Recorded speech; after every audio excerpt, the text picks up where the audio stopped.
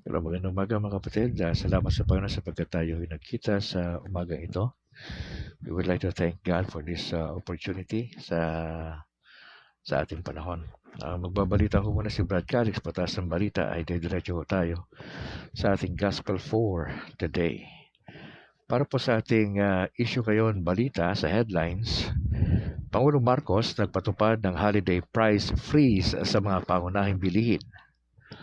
Ombudsman Remulla nagbabalak i-refile ang graft case laban kay Senador Villanueva.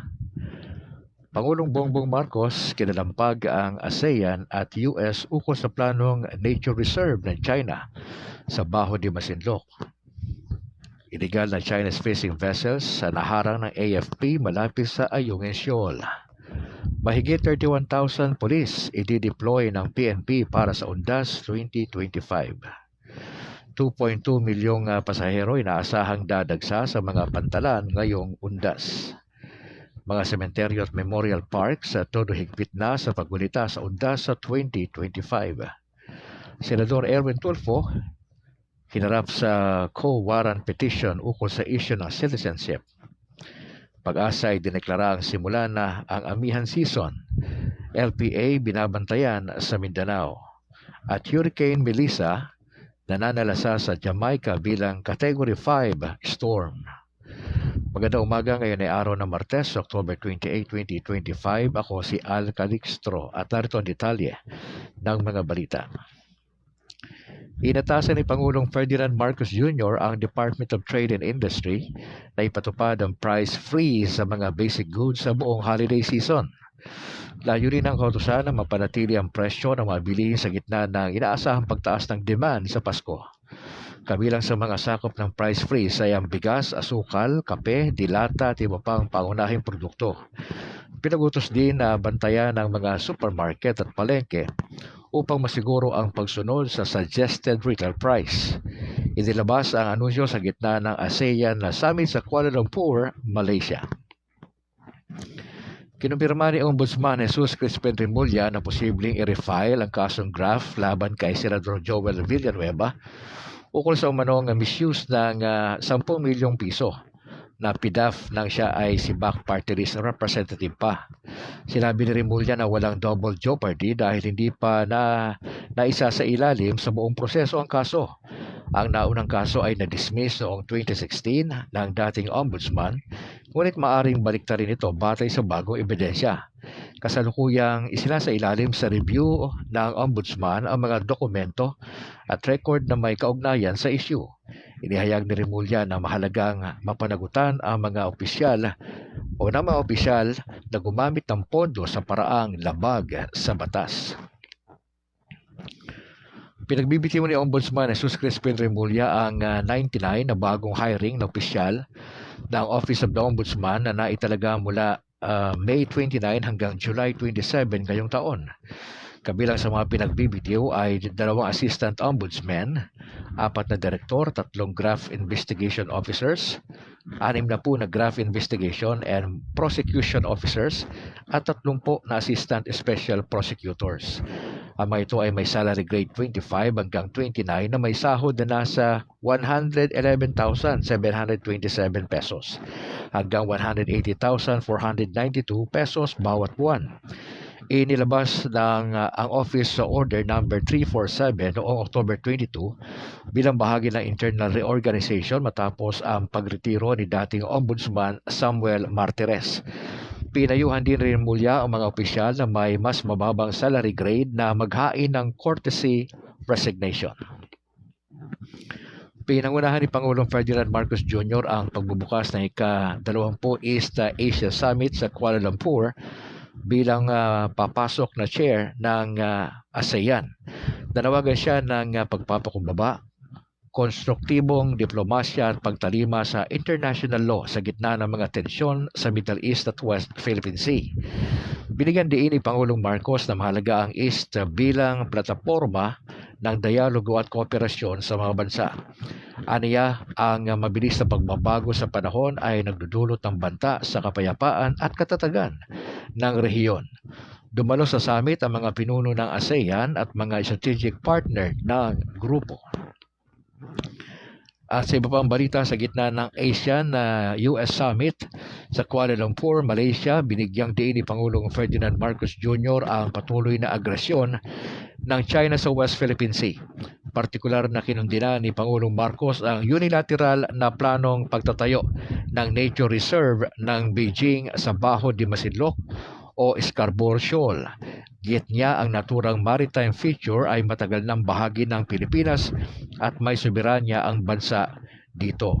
Binanggit ni Pangulong Marcos na nilalabag ng China ang karapatang pangisda ng mga Pilipino na protektado ng international law at ng 2016 arbitral ruling. Kabilang sa mga dumalo sa summit ay si US President Donald Trump at mga pinuno ng ASEAN. Iniulat ng Armed Forces of the Philippines na naharang ng Western Command ang ilang Chinese fishing vessels na umano'y illegal na namamasyal malapit sa Ayungin Shoal sa West Philippine Sea nitong October 24. Agad na ineskortan papaalis ang mga bangka matapos makita ng tropa ang kanilang presensya sa loob ng Exclusive Economic Zone ng Pilipinas. Nakuha sa mga bangka ang mga botelyang may laman na hinihinalang cyanide na posibleng gamit na sa mapanirang pamamaraan ng pangingisda. Nanawagan ng AFP sa China na itigil ang ganitong aktibidad na nagbabanta sa maritime ecosystem ng bansa. Patuloy ang monitoring ng Western Command sa rehiyon upang mapanatili ang soberanya at kalikasan ng Pilipinas. Inihayag ng Department of Justice na ipinahinto na muna ang search operations para sa mga nawawalan sa bungero sa Taal Lake dahil sa masamang panahon at pag-aalboroto ng Taal Volcano. Ayon kay DOJ spokesperson Polo Martinez, mahina ang underwater visibility at delikado ang kondisyon sa lugar. Naitala ng PBOK sa tatlong minor eruptions ng bulkan nitong October 26. Nananatili namang naka-standby ang mga tauhan ng Philippine Coast Guard para ipagpatuloy ang operasyon kapag humupa na ang panahon. Nasa 981 buto na ang nabawi sa lawa na kasalukuyang isinasailalim sa DNA analysis. Naglunsad ng malawakang seguridad ang Philippine National Police sa buong bansa para sa paggunita ng UNDAS 2025. Mahigit 31,000 na pulis ang i-deploy sa mga sementeryo, memorial parks, columbaria, transport terminals at major roads mula October 29 hanggang November 3. Kasama sa mga mekanismo ng seguridad ang Police Assistance Desk, Motorist Assistance Centers, checkpoints at visibility patrols. Tutulong din ang mahigit 11,000 na personnel mula AFP, BFP at Coast Guard kasama ang halos 30,000 na volunteers at barangay tanods. Nananawagan ng PNP sa publiko na maging alerto at makiisa sa pagpapanatili ng kaisan sa pagdalaw sa mga yumao. Naghahanda na ang Philippine Ports Authority sa pagdagsa ng tinatayang 2.2 milyong pasahero sa mga pantalan sa buong bansa mula October 27 hanggang November 5. Tumaas ito ng 300,000 kumpara sa 1.9 milyong pasahero noong UNDAS 2024. Nag-inspeksyon na sa Batangas Port sina Acting Transportation Secretary Giovanni Lopez at PPA General Manager Jay Santiago para siguraduhin ang kaligtasan ng biyahe. Nakadeploy na ang mga tauhan ng PPA at mga emergency response team sa mga major ports. Layunin ng ahensya na magkaroon ng ligtas, maayos at maginhawang paglalakbay para sa lahat ng pasahero. Sinuri ng Department of Transportation at Philippine Ports Authority ang Batangas Port bilang bahagi ng paghahanda para sa inaasahang pagdagsa ng mga pasahero sa UNDAS. Pinangunahan ito ni Acting Transportation Secretary Giovanni Lopez at PPA General Manager Jay Santiago noong October 27. Tinignan nila ang kakayahan ng pantalan sa pagtanggap ng libu-libong pasahero at ang pagkahanda ng mga pasilidad at tauhan. Kabilang sa mga inspeksyon ang ticketing area, passenger terminal at safety protocols. Layunin ng inspeksyon na masiguro ang ligtas at maayos na paglalakbay ng publiko sa panahon ng UNDAS. Pinaiigting na ang seguridad sa mga sementeryo at memorial parks sa buong bansa bilang paghahanda sa paggunita ng UNDAS. Nag-deploy na ang mga lokal na pamahalaan ng mga pulis, barangay tanod at volunteers para tumulong sa pagmemintila ng kaayusan at kalinisan. Ipinagbabawal na rin ang pagdala ng alak, karaoke, pasugalan at matatalim na bagay sa loob ng mga libingan. Naglagay din ng mga first aid stations as lost and found booths para sa kaginhawahan ng mga dadalo. Inaasahang dadagsa ang libu-libong tao sa mga sementeryo simula October 31 hanggang November 2. At sa iba pang balita, isinapubliko na ng Senate Electoral Tribunal na may nakahaing co-warrant petition laban kay Senador Erwin Tulfo dahil sa umano'y kaduda-dudang status ng kanyang pagkamamamayan. Inilanta dito sa pagdinig ng proposed 2026 budget ng SET sa Senado. Layunin ng petisyon na questionin ang karapatan ni Tulfo na manatili sa pwesto bilang senador. Hindi pa inilalabas ng SET ang buong detalye ng petisyon habang nakasailalim pa sa review ang mga dokumento. Nanindigan naman si Tulfo na handa siyang harapin ang mga aligasyon sa legal na paraan. At sa lagay ng panahon, idineklara ng Pag-asa ang opisyal na simula ng amihan season matapos maobserbahan ang malamig na hangin mula sa hilagang silangan sa Northern Luzon. Inaasahang magdadala ito ng mas malamig na panahon sa Luzon at maulap na kalangitan sa ilang rehiyon. Sa Mindanao, isang low-pressure area ang binabantayan sa silangan ng General Santos City na konektado sa Intertropical Convergence Zone. Nagdudulot ito ng kalat-kalat na pagulan sa Caraga, Davao Region, Eastern Visayas at Bicol. Pinapayuhan ng publiko na maging alerto sa posibleng pagbaha at pagguho ng lupa. At para sa ating balita sa ibayong dagat, nananalasa sa Jamaica ang Hurricane Melissa na kasalukuyang nasa Category 5 at may malalakas na hangin at ulan. Inaasahang magdudulot ito ng malawakang baha, landslide at storm surge sa mga baybaying lugar. Nagsagawa na ng evacuation ang mga lokal na pamahalaan habang nagsara na rin ang mga paliparan at daungan. Naka-shelter in place na ang mga residente at turista sa mga apektadong lugar. Patuloy ang babala ng mga otoridad na maging alerto sa posibleng paglala ng sitwasyon. At bago po sa ating balitang cute, happy birthday po sa lahat ng mga birthday celebrants today, October 28. Happy birthday po sa inyo. At doon po sa mga couples natin ang diriwan ng inyong probably wedding anniversary today, a blessed wedding anniversary. Good morning po sa lahat ng mga obispo at mga pare sa buong Pilipinas at sa lahat ng Katoliko nationwide. At para sa ating balitang cute, mga kaibigan, isang 95 anyos na lolong Swiftie nagtatag ng fan club sa retirement home. Alam niyo ba mga kaibigan na isang 95 anyos na lolong taga-Canada ang naging viral matapos magtatag ng Taylor Swift fan club sa kanyang retirement home? Mga kaibigan, ang Swiftie ay tawag sa mga tagahanga ni Taylor Swift, isang sikat na American singer-songwriter. Araw-araw niyang pinapatugtog ang mga awit ni Swift at naghahanda ng mini concerts para sa kanyang makasama sa home. Nakarating sa mga Swifties sa buong bansa ang kanyang kwento at nagpadala sila ng fan merch at messages of support. Nagpahayag din ng pasasalamat ang kampo ni Swift sa kanyang inspirasyon at energy sa kabila ng edad. Tinawag siya ng netizens na Lolo Swiftie at simbolo ng kaligayahan at pag-asa sa anumang yugto ng buhay.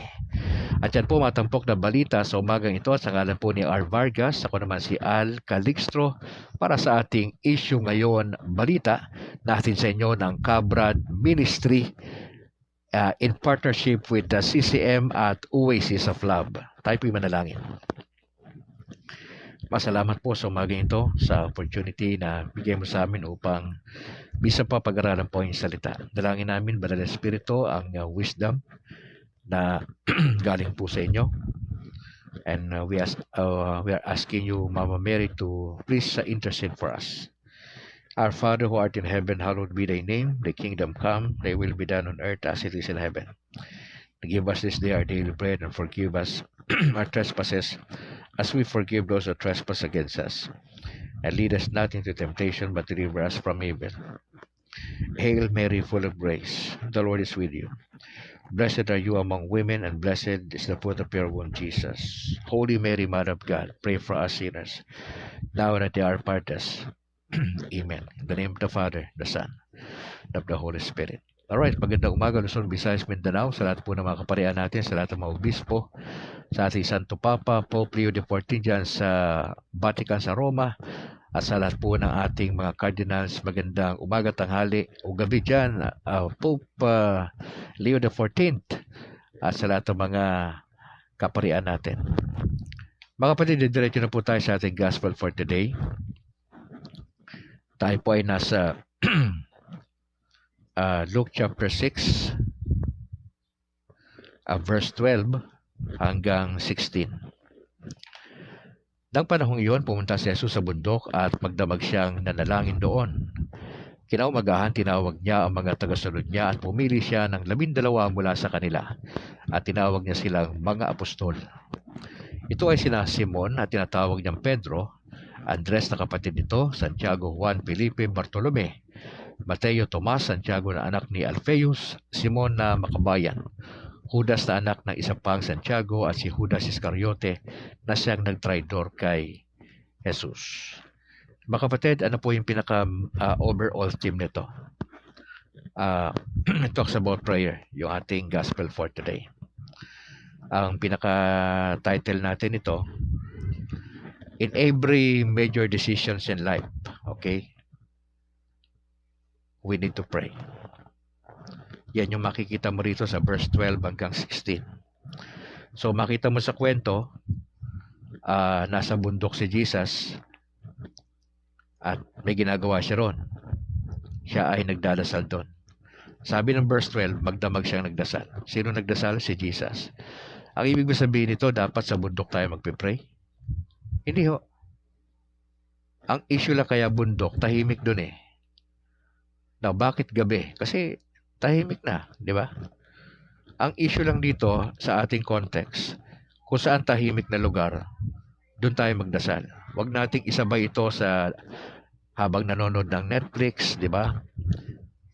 Hindi maganda eh. Maski ikaw, wala kang focus.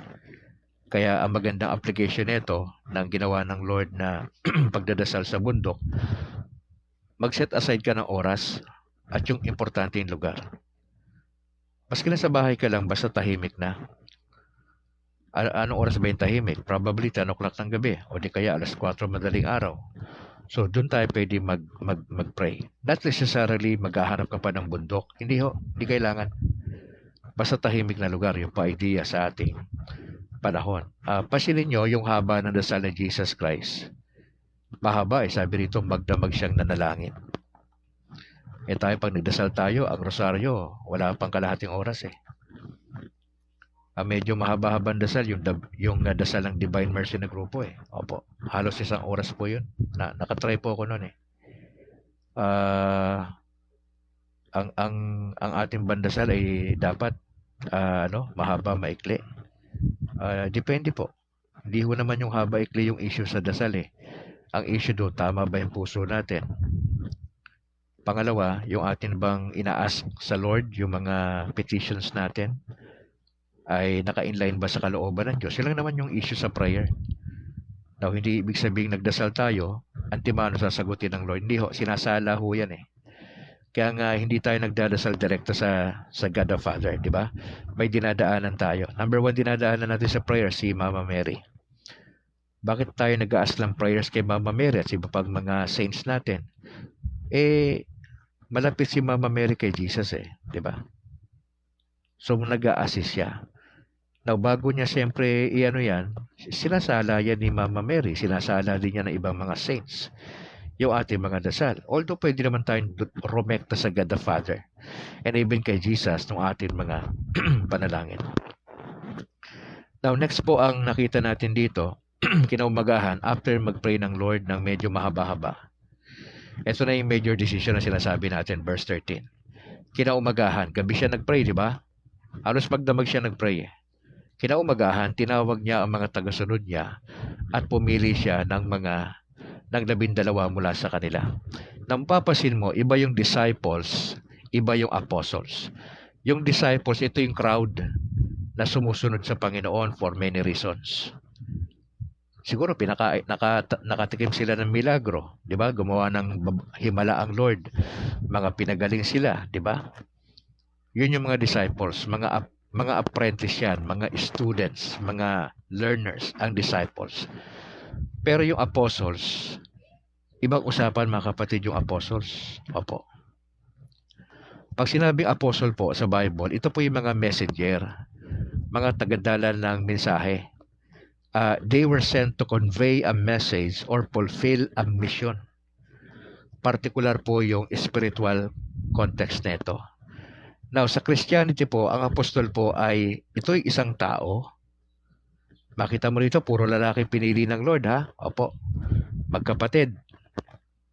At meron dalawang Judas Iscariot, at yung isang Judas na isa pang Judas. Po, makita mo rito mga kapatid. Excuse me. Yung apostle po ay isang tao na kinomission ni Jesus Christ, para po magpakalat, no, to spread the teachings of the gospel. Hindi lang mag-share ng gospel, kundi mag-establish ng church. No, ako'y pastor pa ho. Ako po ay church planter. Ano po yung church planter? Kami ho yung klase ng pastor na nagpupunta sa isang lugar na ipinadala ng aming sending church sa Maynila. Pinapunta ako ng Pangasinan para mag-start ng gawain from the scratch. So, nag-stay kami doon ng aking unang may bahay ng 7 taon. At nakapag-establish kami ng 2 house churches. Bakit house churches? Maliliit lang ho ito. Mga 50 lang ho na tao ito. Opo, hindi kailangan to na malaki. Kaya mabilis po ang expansion ng mga grupo ng mga churches, mga denominations, dahil po sa strategy na yon. Pinadala ako together with my whole family. Panahon yun ng mga 1993 nang we were sent doon sa Pangasinan at nagpasimula ng gawain. Yun po pinakamahirap sa lahat na ginagawa ng isang pastor o na isang pare na nagsisimula ng gawain. So binibisita yung lugar, nagkakaroon kami ng ocular inspection, tinitignan namin, kinikilala namin sino ba mayor, sino bang barangay captain, ilan ba ang population sa barangay. Lahat po yan, inaaral namin lahat yan. At siyempre, ang pinaka-focus namin ay mga Katoliko na mga hindi nagsisimba. Madali silang makuha, gawa ng wala silang masyadong pundasyon. Ngayon, pagka nag-establish ka ng gawain, it will take some time. Sa aming grupo, in particular sa Baptist, na we were given 3 to 5 years para may maitayo kang gawain. Okay? May mapasimulan ka. Actually, sa panahon natin ngayon, as early as 1 year lang, 1 taon lang, sa ibang grupo, ibinibigay, meron na dapat house church. Simple lang naman yan eh. Kung sino yung Katoliko na wala masyadong pundasyon, yun ang pinupuntahan namin, dinodoktrinahan po natin yan. Tapos Bible study ng ilang buwan, pagtas yan, baptism. Pag nabaptize namin yan, automatic yan, ay miyembro namin yan at magbibigay ng tithes po yan. So, ganun po ang tirada sa panahon natin. Mabilis na po ang church planting sa panahon natin ngayon.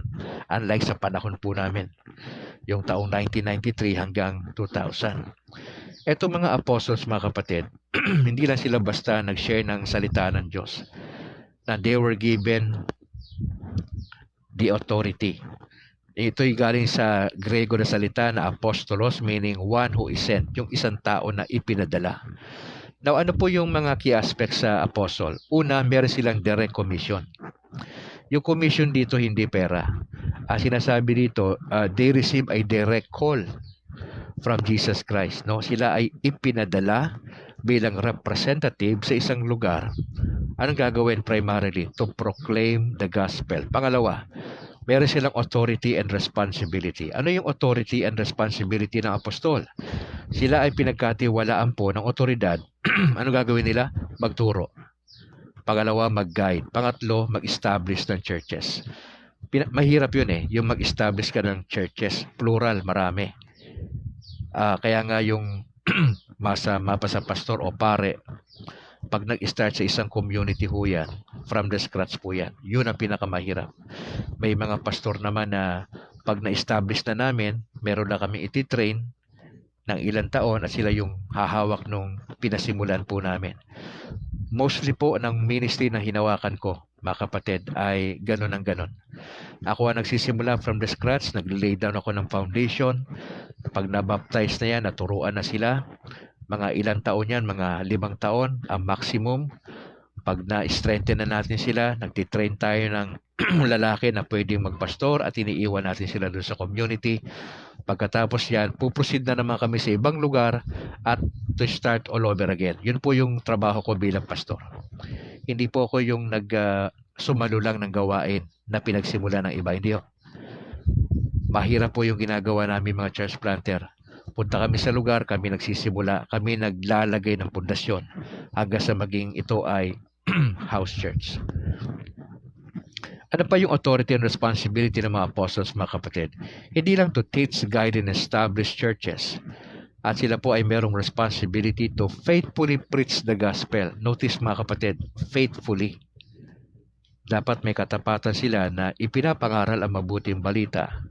At sila ay nagpa-plant, na sila ay nag-guide sa mga local churches.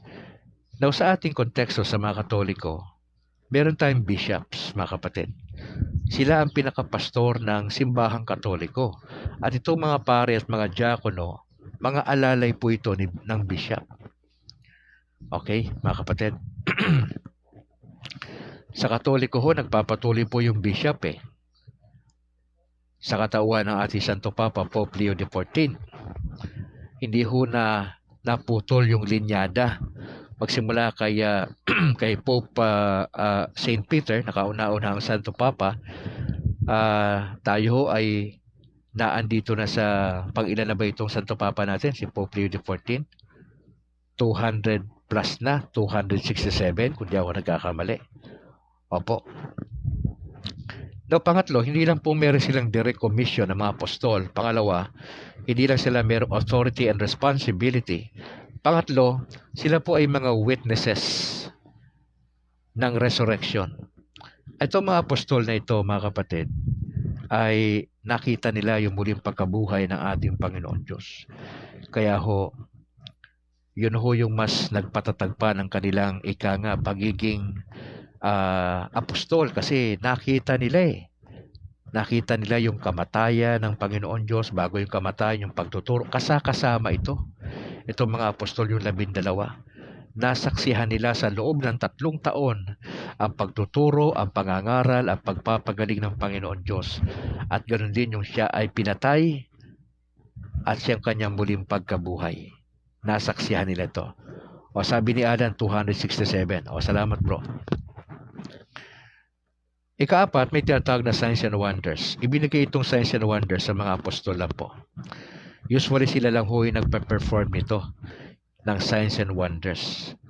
Ano ang purpose bakit may signs and wonders? Para ma-authenticate, mapatunayan na yung kanilang mensahe ay galing talaga sa Lord. So yun po yung makikita natin na key aspects, 4 sa mga apostol. Una, meron silang direct commission galing sa Diyos ang kanilang pagtawag na sila ay representative para i-proclaim ang gospel. Pangalawa, meron silang authority and responsibility. Ano yung authority and responsibility ng mga apostles? They are entrusted with the authority to teach. Number 1, pagtuturo. Pangalawa, pag-guide. Pangatlo, pag-establish ng mga churches.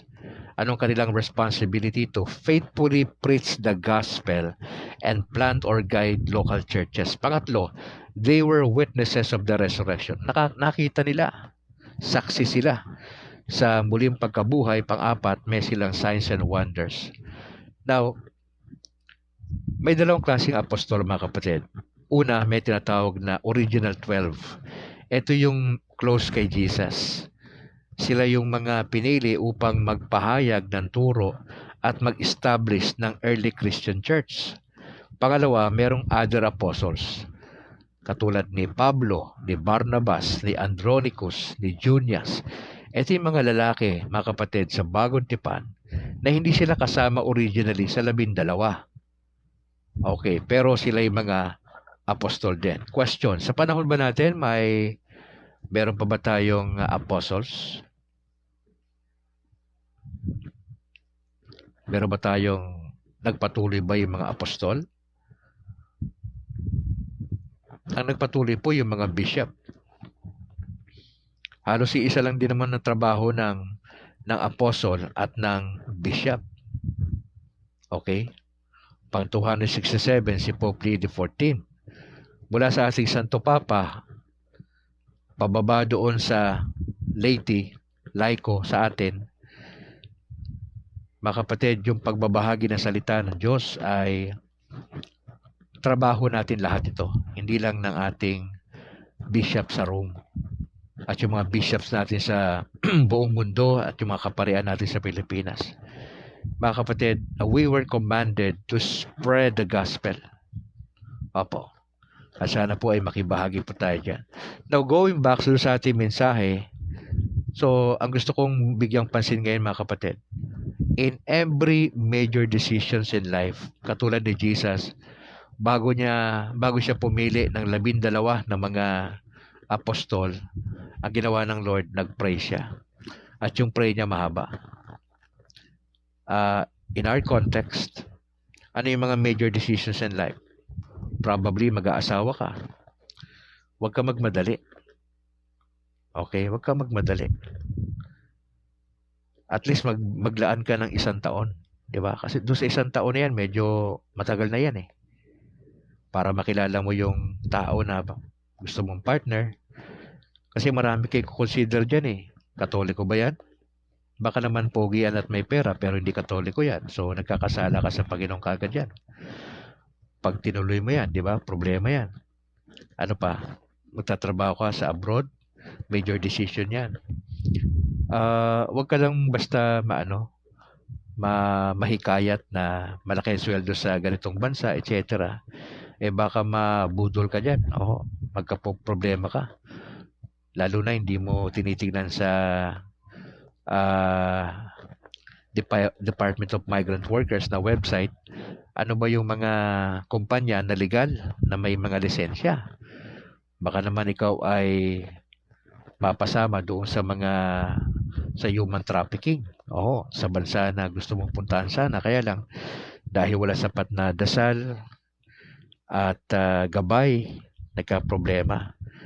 Paglipat ng tahanan, major decision po yan. Ang kursong kukunin, major decision po yan, mga kapatid. So, in every major decisions, mas safe tayo kung magdadasal tayo. Gagawin natin magdasal tayo. Not necessarily na pupunta ka pa sa bundok para magdasal. Not necessarily na ganong kahaba. Ang idea doon, bigyan mo ng time, sapat na panahon magdasal. And then pangalawa, pag nag-pray ka na, planuhin mo ng mabuti. Ilista mo. Ano ba yung mga pros and cons nito pagka nag-abroad ka sa bansa na to? Tignan mo yung mga possibilities. Ano yung mga negative and positive nun? Pag-isipan mong mabuti. Pangatlo, gagawin mo, ask ka ng guidance. Guidance kanino? Probably sa parents mo, kung may parents ka pa. Pangalawa, doon sa priest. Sabihin mo sa pare mo. Sabihin mo yung desire mo na pumunta na ibang bansa, mag-asawa, etc. Kasi may wisdom sa pare. Opo. Pakipag-ano ka for counseling, etc. Pagkatapos doon sa pare, kung kasama ka sa isang apostolate o community, like si Brad Calix, ang community ko, sa ngayon ay Oasis of Love. Yun ang aking community. At yung CFD, community ko rin yan. Divine Mercy, community rin ni Brad Calix yan sa Bacolod.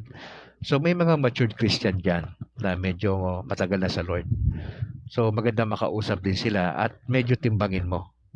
Okay? And then pag nagawa mo na yung pangatlo na yan, and then kung meron kang peace binibigay sa'yo ng Lord, di execute mo na yung plano mo. Okay? And then wait for the Lord kung ano ang kanyang gagawin dun sa plano mo. Kasi kung titigil ka lang magdasal, tas hindi ka gumagalaw, walang mangyayari. Para bang gusto mong pumasa sa board exam? Ang tanong, nagre-review ka ba?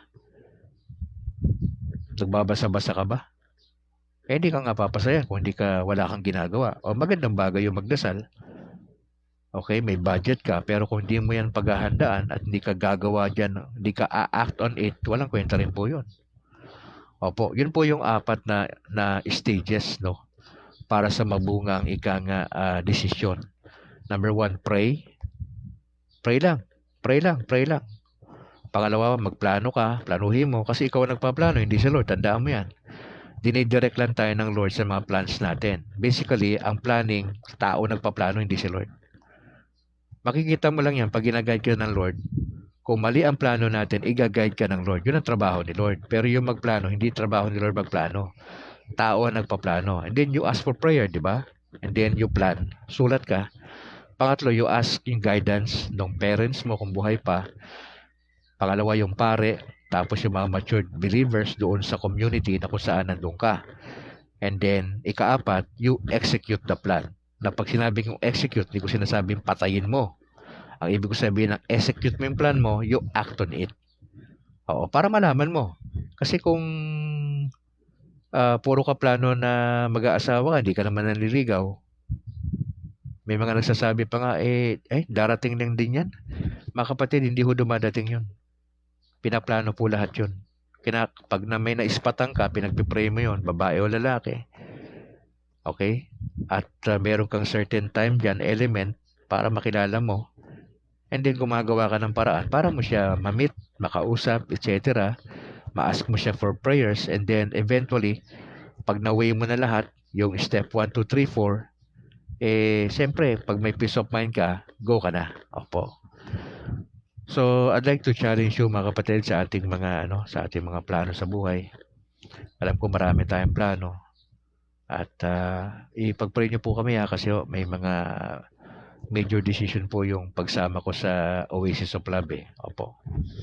Baka madestino po kami, probably Dumaguete or Cebu, depende, no? Yun po yung sinabi sa akin. At ako'y nagdadasal, ito may kalooban ng Diyos. Pinag-iisipan ko, nagtatanong-tanong ako, okay? Yun ang mga ginagawa ni Brad Calix. And eventually, I have to decide. Kasi kung di tayo magdi-decide, walang mangyayari doon sa dasal Tandaan nyo, walang kwenta yung dasal pag hindi ka umaakto. Aktuhan mo yung dasal mo. Yun yung dapat doon. Habang nagdadasal ka, iniisip mo, nagpaplano ka, okay? Tinitimbang mo lahat. May mga kinakausap ka, matured na Christians, and then, you act on it. Doon mo naman makikita kung kalooban ng Diyos yan Ngayon, pag hindi kalooban ng Lord yan, iba yung direksyon, sumunod ka lang doon sa direksyon ng Lord. Huwag mo nang questionin si Lord. Sumunod ka lang kasi mas maganda na sensitive tayo doon sa plano na ating Panginoon Diyos. Okay? Mga kapatid, mag-stay lang tayo sa church ni Lord maraming mga ngayon. Maraming mga fake news sa social media. Meron nga ako nakita meron daw alien ship na etong November daw paparating na sa bansa natin o sa Earth. Mga kapatid, huwag kayong basta naniniwala sa social media.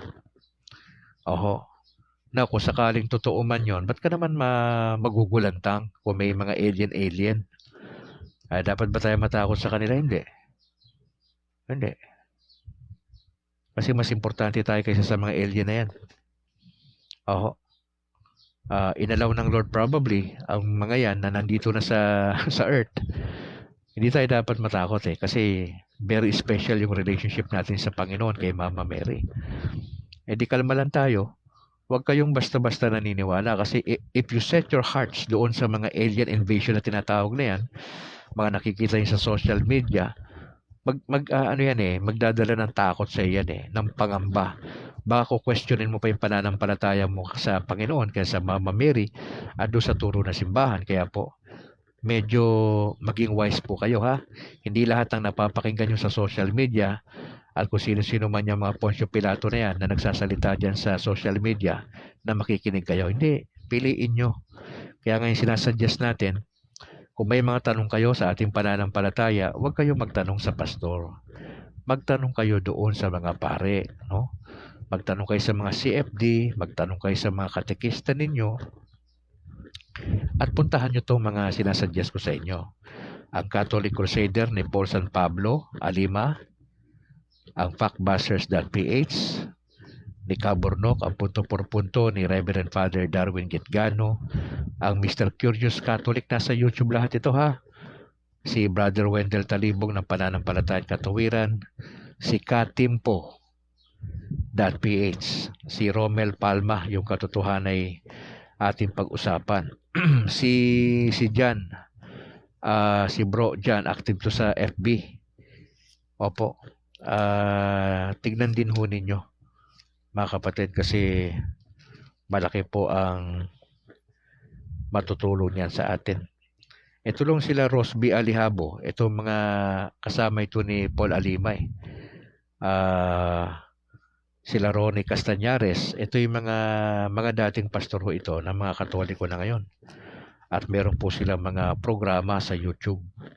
Opo. Si John Jonah, no? Yan.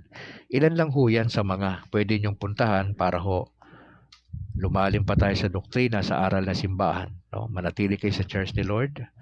Involve ka. Tignan niyo yung pamilya niyo, ha. Bantayan niyo yung pamilya niyo kasi pag nasira ang pamilya, sira tayo dyan. Maski na anong sipag mo sa gawain, pag nasira ang pamilya mo, wala.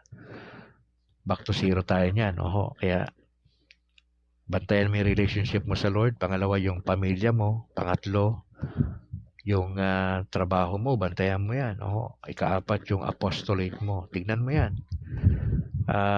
Medyo bumalanse ka dyan. Kasi kung di ka marunong bumalanse, baka masyado ka maraming time sa apostolate mo, napapabayaan mo na yung personal walk with Jesus. Pangalawa, yung pamilya mo, wala ka ng time sa misis at mga anak. Delikado po yan. Hindi yan po pwede. Ang priority mo, si Jesus Christ, si Mama Mary. Pangalawa, yung iyong personal na walk with Jesus. Pangatlo, pasok ang pamilya mo dyan. Unahin mo yung pamilya kasi pag medyo sumablay tayo sa pamilya, wala tayong magandang testimony, no? Kaya hindi yan kalooban ng Diyos pagka ganyan. Alright, Lord willing, bukas ay magkikita tayo uli, mga kapatid.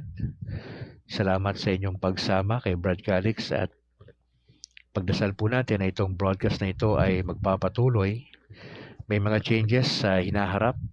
Pagpray lang po natin, mga kapatid, na itong pagpasok ng 2026, no, sa January, na may mga bago na tayong ilalatag sa inyo na sistema. Opo.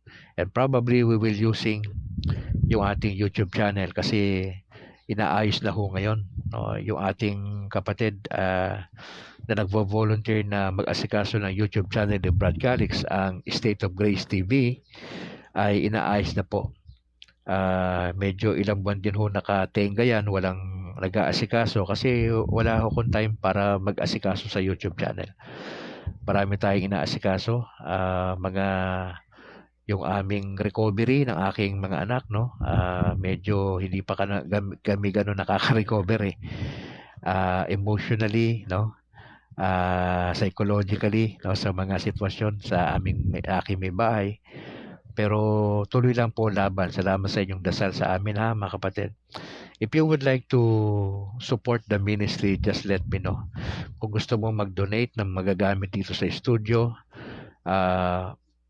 please let me know, mga kapatid. Ito ay voluntary basis if you would like to help. Sabihin mo lang kung saan yung tulong na ibibigay mo, ha, para doon natin maidala yung tulong mo para mas maganda.